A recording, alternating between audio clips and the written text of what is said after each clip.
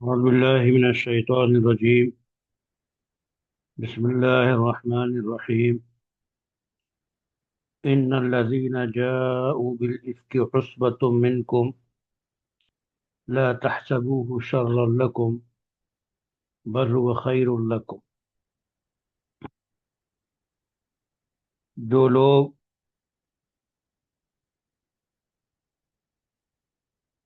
یہ بہتان گڑھ لائے ہیں وہ تمہارے ہی اندر کیا ایک ٹولہ ہے۔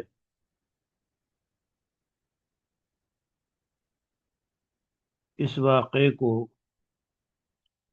اپنے لیے برا نہ سمجھو، تمہارے حق میں شر نہ سمجھو، بلکہ یہ بھی تمہارے لیے خیر ہی ہے۔ لِكُلِّ امْرِئٍ مِّنْهُمْ مَا اكْتَسَبَ مِنَ الْإِثْمِ، جس نے اس میں جتنا حصہ لیا اتنا ہی گناہ اس نے سمیٹا۔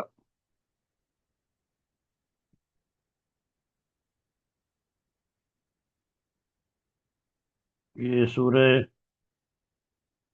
نور کی تفصیلات چل رہی ہیں، اور یہ واقعہ اس واقعے کی طرف اشارہ ہے کہ جو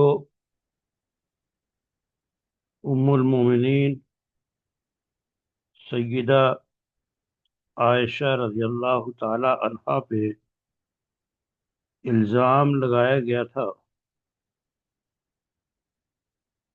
اس کو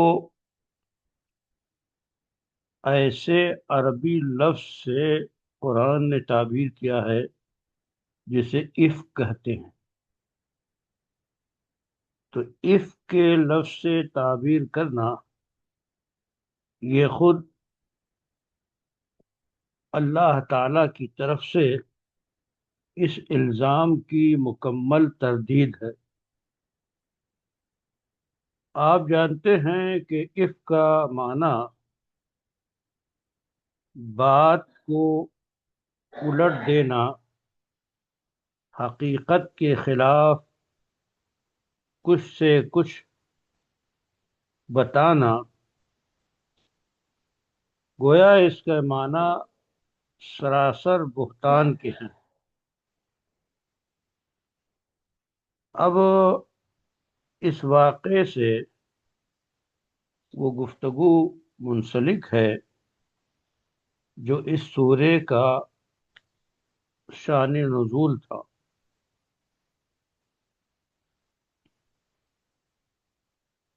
خود محترمہ سیدہ عائشہ کی روایت سے پتہ چلتا ہے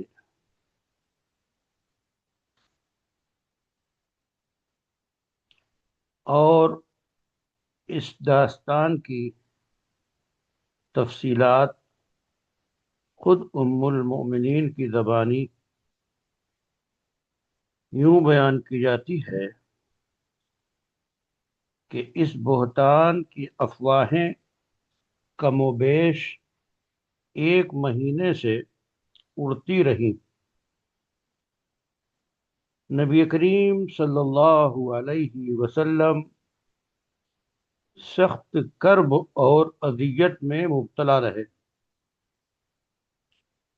محترمہ فرماتی ہیں کہ میں روتی رہی، میرے والدین انتہائی پریشانی اور رنج و غم میں مبتلا رہے۔ مختصر یہ کہ ایک روز حضور اکرم صلی اللہ علیہ وسلم تشریف فرما ہوئے اور میرے پاس بیٹھے، اور اس پوری مدت میں آپ کا یہ میرے پاس بیٹھنا پہلی مرتبہ تھا۔ ادھر حضرت ابوبکر والد محترم، ام رومان والدہ محترمہ، تو حضرت عائشہ کے والدین نے یہ بات محسوس کی کہ آج کوئی فیصلہ کن بات ہے، اس لیے آپ کے والدین بھی آپ کے پاس آ بیٹھے۔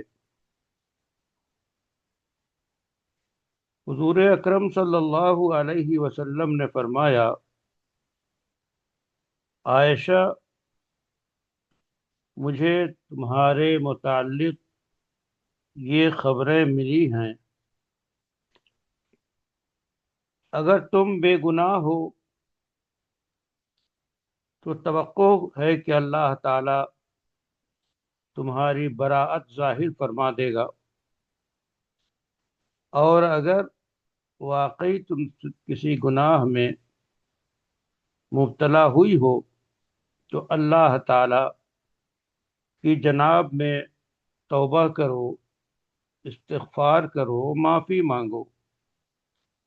بندہ جب اپنے گناہ کا معترف ہو کر تائب ہوتا ہے تو اللہ تعالی کی طرف سے قبولیت ہوتی ہے اور اللہ معاف کر دیتا ہے۔ کہتی ہیں محترمہ، یہ بات سن کر، یہ فرمان سن کر میرے آنسو خشک ہو گئے، اور میں نے اپنے والد سے عرض کیا کہ آپ رسول اللہ صلی اللہ علیہ وسلم کی بات کا جواب دیں۔ انہوں نے فرمایا، بیٹی، میری سمجھ میں کچھ نہیں آتا، کیا کہوں؟ پھر میں نے اپنی والدہ کی طرف دیکھا، آپ ہی کچھ کہیں۔ انہوں نے بھی یہی کہا کہ میں حیران ہوں کہ اس وقت میں کیا کہوں۔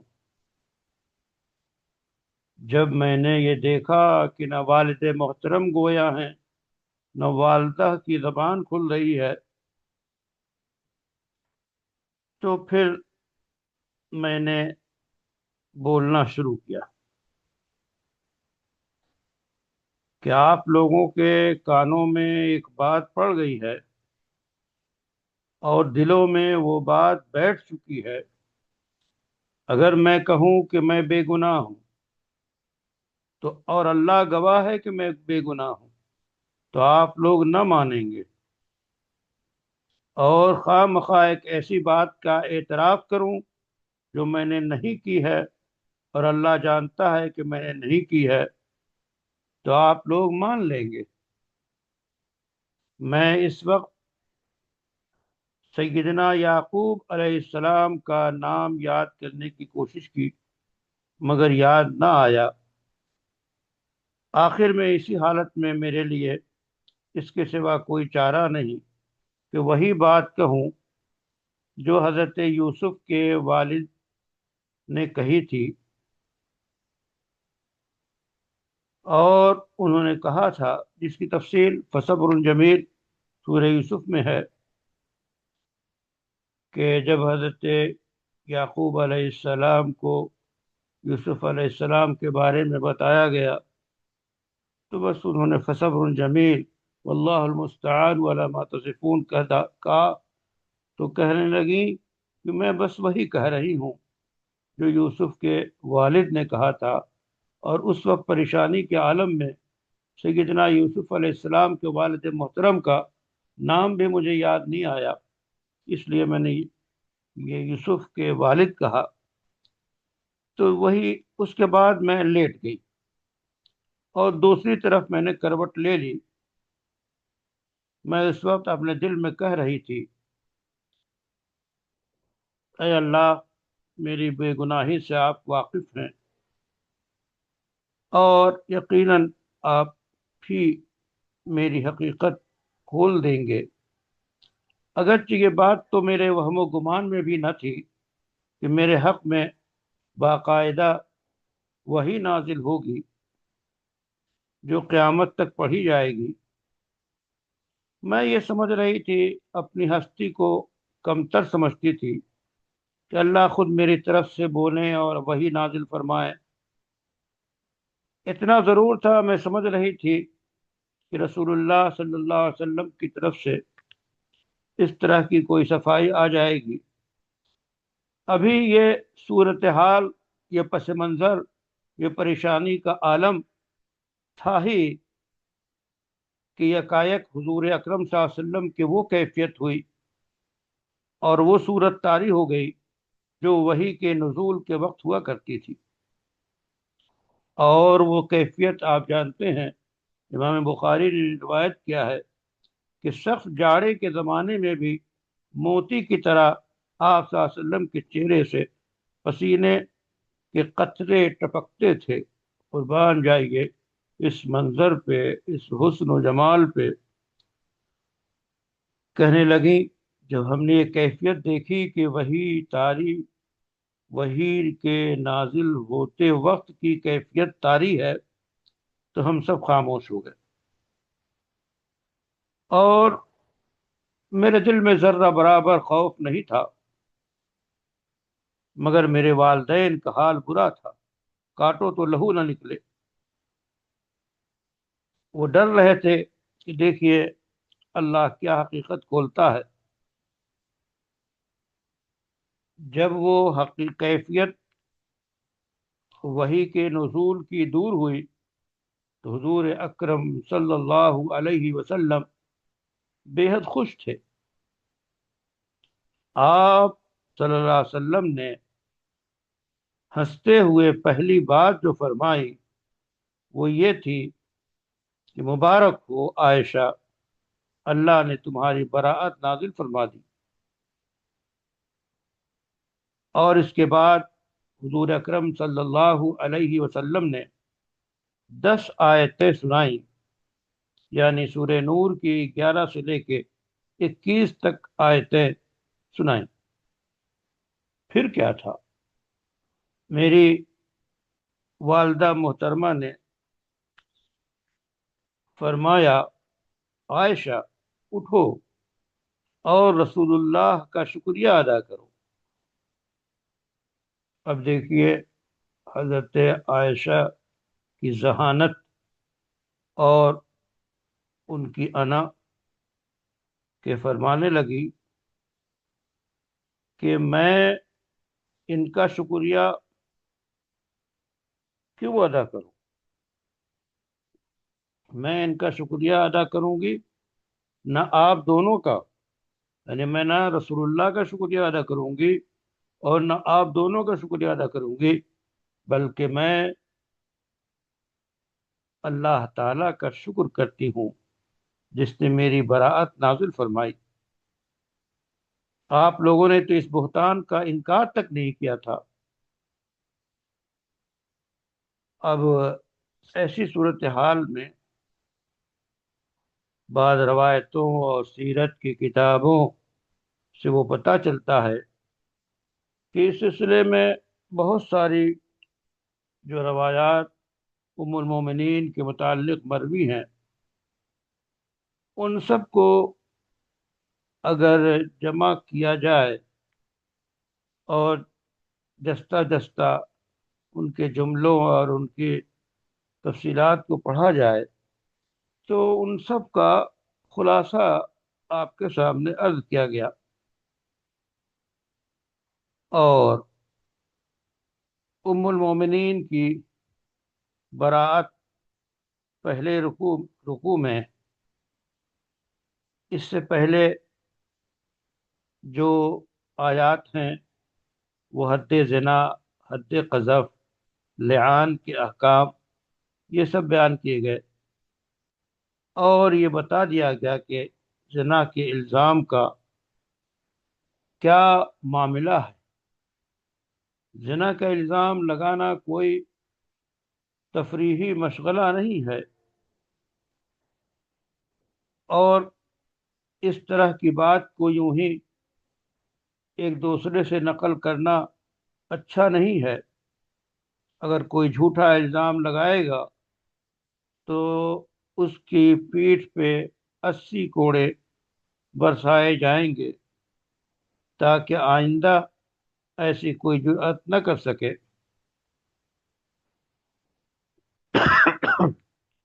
یہ بھی آپ یاد رکھیے کہ اگر شوہر الزام لگائے تو عدالت میں لعان کر کے اس کا معاملہ صاف کرنا ہوگا،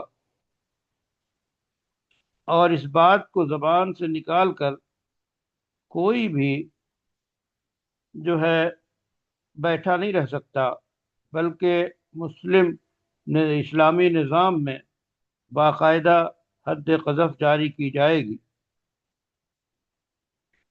اب یہ ام المومنین سیدہ عائشہ رضی اللہ تعالی عنہا کے اوپر جو الزام لگایا گیا، مختلف حدیث کی کتابوں میں چند آدمیوں کے نام ملتے ہیں جو یہ افواہیں پھیلا رہے تھے، اور یہ ساری بلوٹن جو گڑھی گئی تھی اس کا جو ہے وہ ماسٹر مائنڈ جو تھا، سرغنہ جو تھا، وہ عبداللہ ابن ابی بن زید تھا، عبداللہ ابن ابی تھے، اور اسی طرح زید ابن رفاعہ، اسی طرح مستح، سیدنا حسان، حمنہ بنت جہش، ان لوگوں کے نام خاص طور پہ ذکر کیے جاتے ہیں۔ پہلے دونوں کا نفاق ظاہر تھا، باقی تین آدمی جو ہے یہ تو مومن تھے، جو کسی وہ بہکاوے میں آ کے اور کمزوری کی وجہ سے اس فتنے میں پڑ گئے تھے۔ ان کے سوا اور بھی لوگ تھے جن کے گناہ کم و بیش تھے، یعنی ان کا نام پورے طور پہ نہیں آتا، یا الزام انہوں نے پورے طور پہ نہیں لگایا، یوں ہی بعض جملوں میں یا بعض گفتگو میں شریک ہو گئے۔ تو یہ جو نام پیش کیے گئے ان کے متعلق ظاہر ہے، یہ بتایا گیا کہ منافقین نے اپنی دانست میں تو یہ بڑے زور کا کام کیا تھا، اور بڑے زور کا وار کیا تھا، رسول اللہ کی عزت پہ حملہ کیا تھا، اور اس سے گویا شخصیت کو کے چہرے کو بگاڑنے کی کوشش کی تھی، جیسے آج کل کا میڈیا جو کچھ کرتا ہے آپ واقف ہیں۔ اسی لیے ایک دو جملے یا لفظ میں نے آج کی میڈیا کا استعمال کیا تاکہ خود بخود آپ کا ذہن چلا جائے۔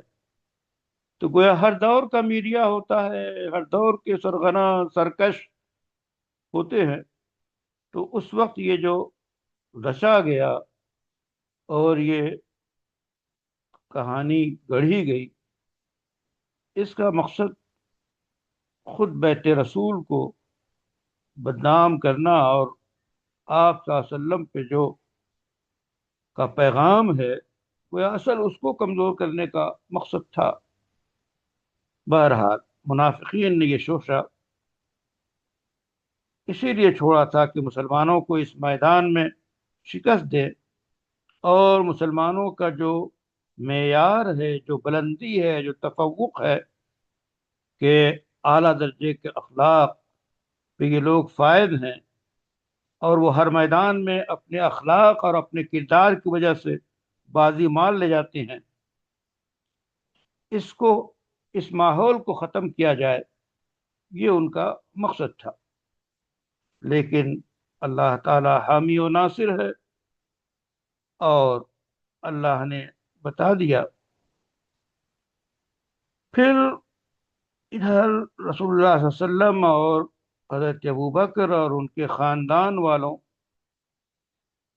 نے، اسی طرح عام اہل ایمان نے جو طرز عمل اختیار کیا، اس سے یہ بات واضح ہوتی ہے کہ یہ سب کے سب لوگ برائی سے کس قدر پاک، کیسے متحمل اور صابر و ضابط انصاف پسند اور کس درجہ کریم النفس واقع ہوئے ہیں۔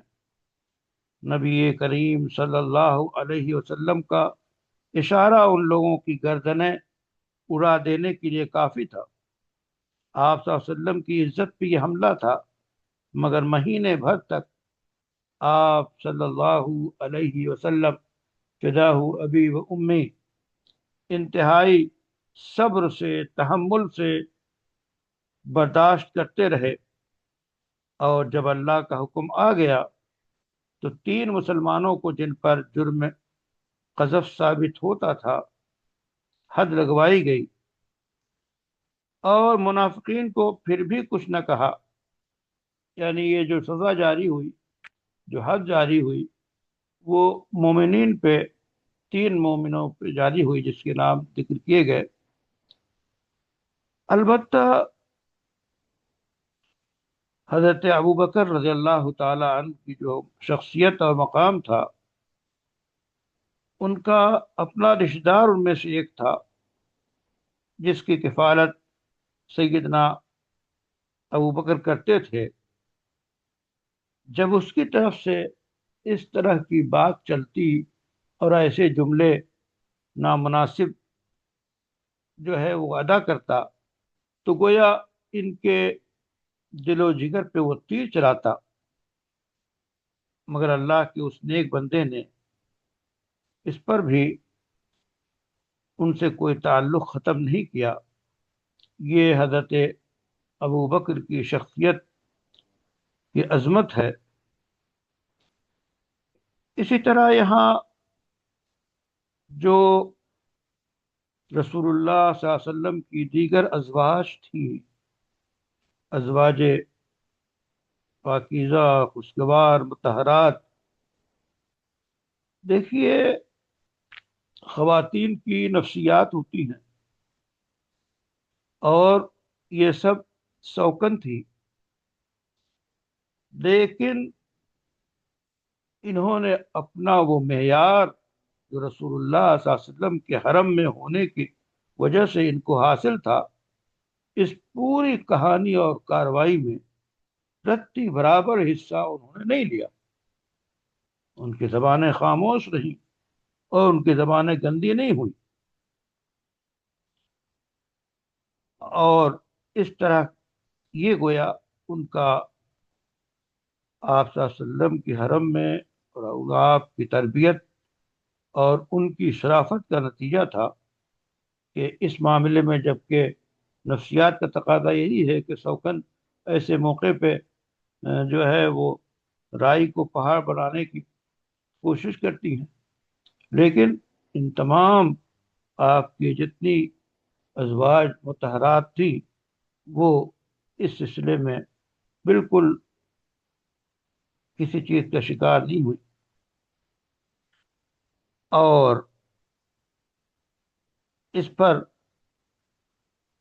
کسی طرح کا انہوں نے اظہار نہیں کیا۔ یہ محترمہ زینب کی ہمشیر تھیں، حمنہ بنت جہش، اور صرف اس لیے کہ وہ ان کی سوکن کو بدنام کر رہی تھی، مگر خود انہوں نے سوکن کے حق میں کلمہ خیر ہی کہا۔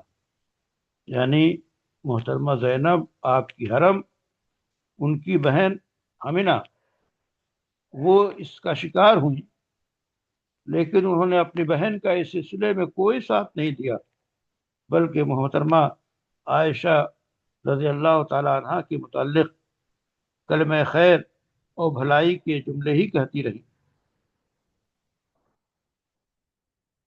تو گویا اس پس منظر کو اللہ تعالیٰ نے فرمایا کہ والذی تولی کبرہ منہم لہ عذاب عظیم، کہ اس میں سے جس شخص نے اس کی ذمہ داری کا بڑا حصہ اپنے سر لیا، اس کے لیے بڑا عذاب ہے۔ اور محترمہ عائشہ رضی اللہ تعالی عنہا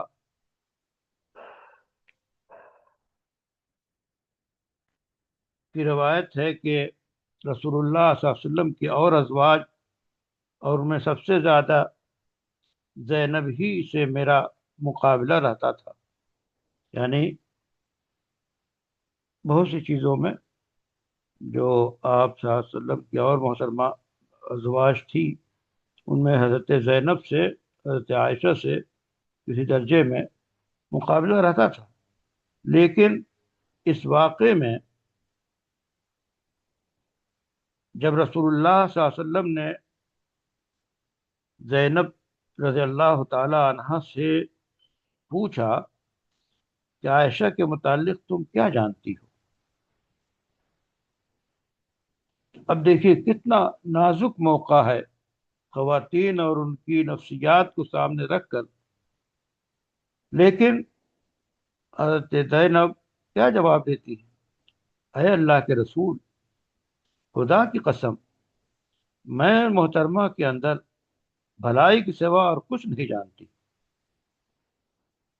یہ ایک سوکن کا جس سے چشمک رہتی ہے، مقابلہ رہتا ہے اسی درجے میں ان کے شایان نشان، ان کی طرف سے یہ بیان آ رہا ہے کہ ان کے اندر خیر کے علاوہ مجھے کچھ پتہ نہیں، صرف خیر۔ اور مزید برآں آپ ام المومنین سیدہ عائشہ رضی اللہ تعالی عنہا کا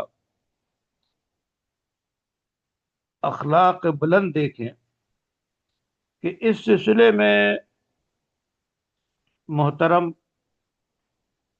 شاعر رسول حسان ابن ثابت نے حصہ لیا،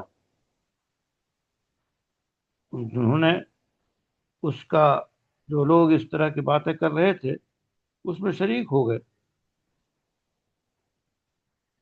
مگر اس کے باوجود ام المومنین ان کے ساتھ عزت اور تواضع ہی کا معاملہ کرتی رہیں اور اچھے اخلاق سے پیش آتی رہیں، جبکہ لوگوں نے کہا بھی کہ آپ یہ کیا کر رہی ہیں، یہ وہی تو ہے جناب جنہوں نے آپ کو بدنام کیا تھا۔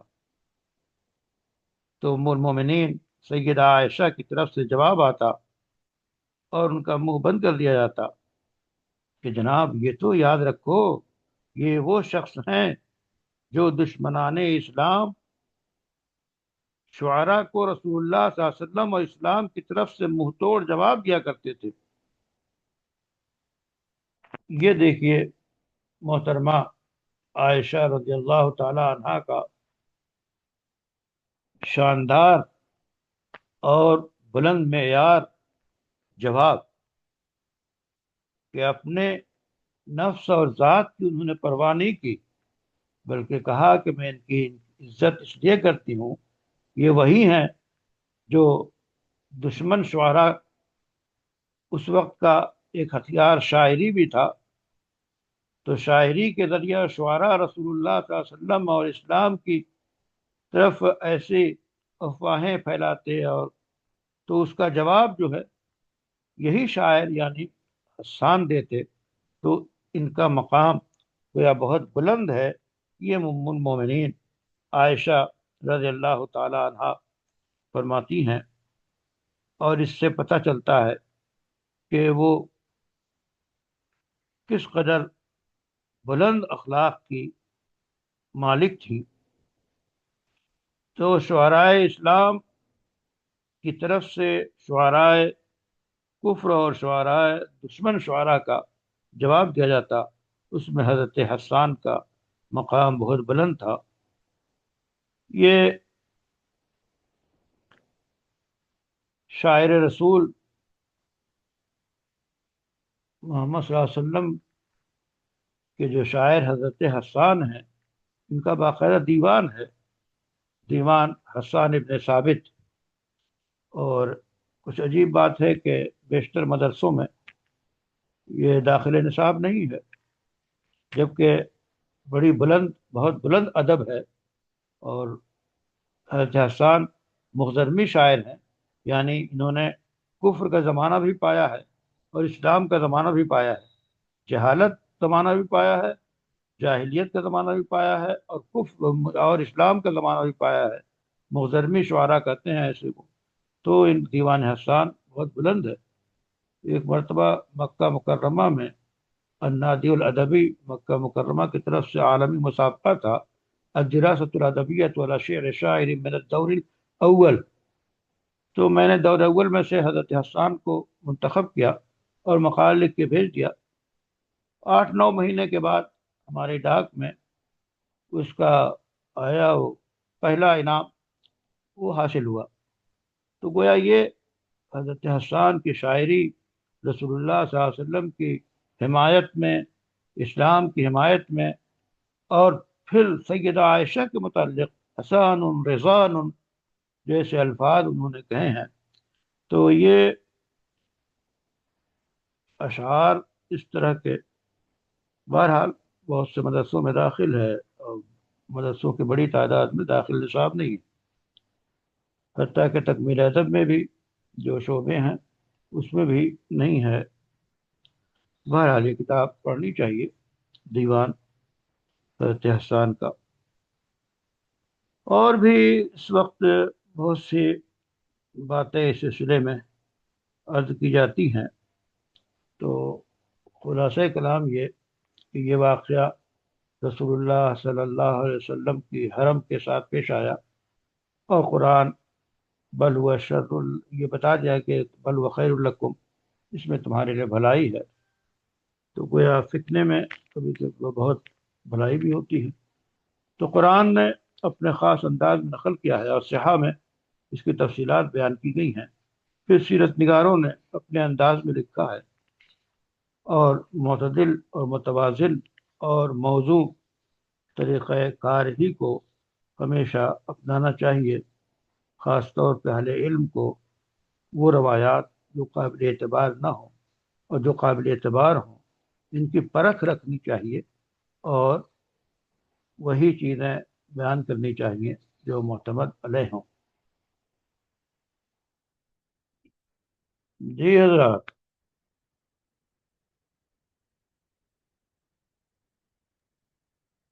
جی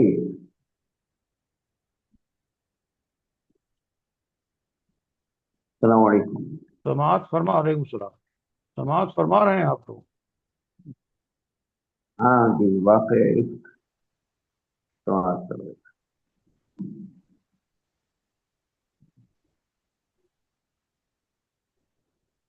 اس سلسلے میں مولانا ادریس کاندھلوی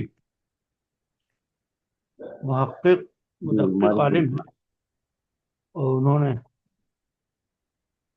عام طور پہ جو کتابیں لکھی ہیں، مشکات المصابیح کی شرح، التعلیق الصبیح، اسی طرح آپ کے معرف القرآن کے نام سے ان کی بھی تفسیر ہے، تو ان کا قلم محققانہ ہے۔ حضرت مفتی شفیع صاحب کی معرف القرآن جانتے ہی ہیں آپ۔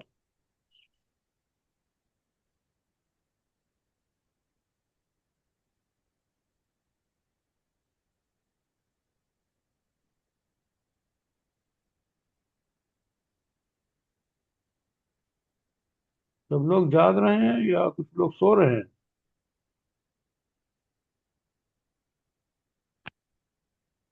جا رہے عامر ہیں۔ جعفر،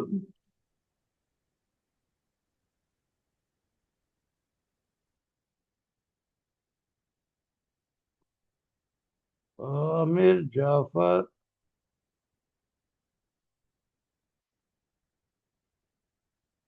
اور محمد طارق، سید عبد الرحمان،